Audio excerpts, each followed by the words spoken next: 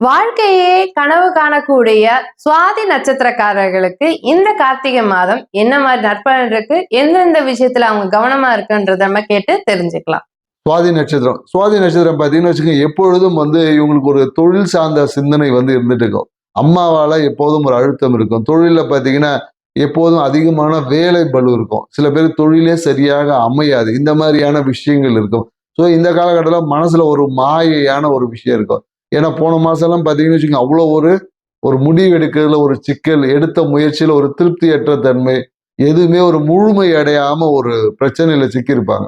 என்னடா எந்த விஷயம் எடுத்தாலும் எதுவுமே ஒன்று விரயமாகும், ஏதாவது ஒரு மன மகிழ்ச்சி, ஏதாவது ஒரு பிளான் போட்டிருப்பாங்க, அது எல்லாமே கேன்சல் ஆகும். ஸோ இந்த மாதிரி இருந்த சுச்சுவேஷன் எல்லாம் மாறி இப்போ பார்த்தீங்கன்னா ஒரு சூப்பரான நிகழ்வுகள் நடக்கும் உங்கள் வாழ்க்கையில். நீங்க பார்த்தீங்கன்னா எதிர்பார்த்த அந்த மகிழ்ச்சிக்கான ஒரு காலகட்டம் இந்த காலகட்டம் இருக்கு. ஏன்னா நிறைய பார்த்தீங்கன்னா ஒரு ஹாப்பி மூமெண்ட் இந்த காலத்தில். திருமணத்துக்காக காத்திருக்கிறவங்களுக்கு திருமண வரன் என்பது அமையும். பெரும்பாலும் குடும்பத்திலே ஒரு வரன் அமைவதற்கான வாய்ப்பு இருக்கு.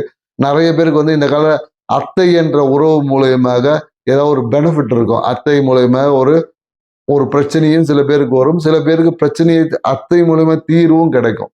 ஸோ மேலும் இந்த காலகட்டம் என்னக்கா திடீர் பொருளாதார வரவுகள் இருக்கும். திடீர் அதிர்ஷ்டன்ற மாதிரி இந்த லாட்டரி யோகம் சொல்லுவாங்களே, அந்த மாதிரியான விஷயங்களும் இந்த காலகட்டத்தில் இருக்கு. ஸோ மனம் எப்போதும் இந்த அமானுஷம் சார்ந்த விஷயங்கள்ல ஒரு நாட்டம் இருந்துகிட்டே இருக்கும்.